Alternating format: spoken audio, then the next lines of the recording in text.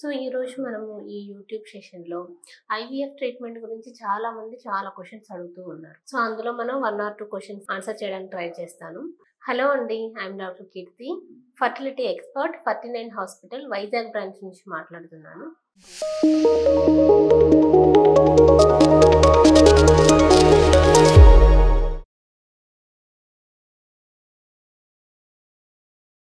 So first చాలామంది patients అడిగే question ఏంటంటే, మనకి ఐవీఎఫ్ ట్రీట్మెంట్‌లో పుట్టిన పిల్లలకి ఏమైనా ప్రాబ్లమ్ ఉంటుందా? సో ఈ క్వెషన్ ఆల్మోస్ట్ అందరూ అడుగుతారు ఐవీఎఫ్ ట్రీట్మెంట్ తీసుకునే పేషెంట్స్ అందరూ. సో ఇందులో మనం తెలుసుకోవాల్సింది ఏంటంటే, సో మొట్టమొదటిగా మనం ఐవీఎఫ్‌లో చేసేది ఏంటి మెయిన్‌గా?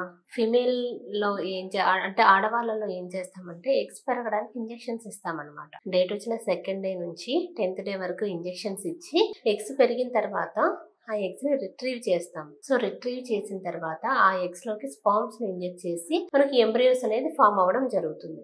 సో ఈ విధంగా ఫామ్ అయిన ఎంబ్రియోస్‌ని మనము ఎంబ్రియో ట్రాన్స్ఫర్ అనే ప్రాసెస్ ద్వారా యూటరస్‌లోకి ఇంజెక్ట్ చేయడం జరుగుతుంది. సో ఇక్కడ మనము జన్యుపరంగా ఏ చేంజెస్ చేయడం లేదు. సో ఒక కపుల్ నార్మల్‌గా కన్సీవ్ అయితే వాళ్ళకి ఎటువంటి జెనెటిక్ రిస్క్ ద్వారా వచ్చే బేబీస్ ఉంటారో, అంటే ఫర్ ఎగ్జాంపుల్‌కి యూజువల్‌గా వాళ్ళ ఫ్యామిలీ హిస్టరీలో ఏమైనా జెనెటిక్ డిసీజెస్ ఉంటే అలాంటి ఎంత రిస్క్ అయితే ఉంటుందో, సో ఐవీఎఫ్ ద్వారా కన్సీవ్ అయిన తర్వాత ఇంకా ఏంటంటే ఐవీఎఫ్ పద్ధతిలో మేము జెనెటిక్ టెస్టింగ్ కూడా కొంతమందికి చేస్తాం. సో ఈ విధంగా జెనెటిక్ టెస్టింగ్ చేయడం ద్వారా కొన్ని అన్యూప్లాయిడ్ బేబీస్, అంటే కొన్ని బాగలేని ఎంబ్రియోస్ ని మనం ట్రాన్స్ఫర్ చేయమన్నమాట. సో ఈ విధంగా చేయడం వల్ల మనకేంటంటే, సో ఈ విధంగా పుట్టిన పిల్లలు మనకు జన్యుపరంగా ఏ విధంగా కొత్తగా ప్రాబ్లమ్స్ వచ్చే అవకాశం ఏమీ ఉండదు. సో ఇదైతే నేను క్లియర్ గా చెప్పదలుచుకున్నాను. సో మెయిన్ గా ఏంటంటే, ఐవీఎఫ్ ద్వారా కన్సీవ్ అయిన తర్వాత వచ్చే పిల్లలకి హెల్త్ ఇష్యూస్ లో గానీ, లేదా మెయిన్ గా ఈ జన్యుపరంగా వచ్చే ప్రాబ్లమ్స్ లో గానీ ఎటువంటి ప్రాబ్లమ్స్,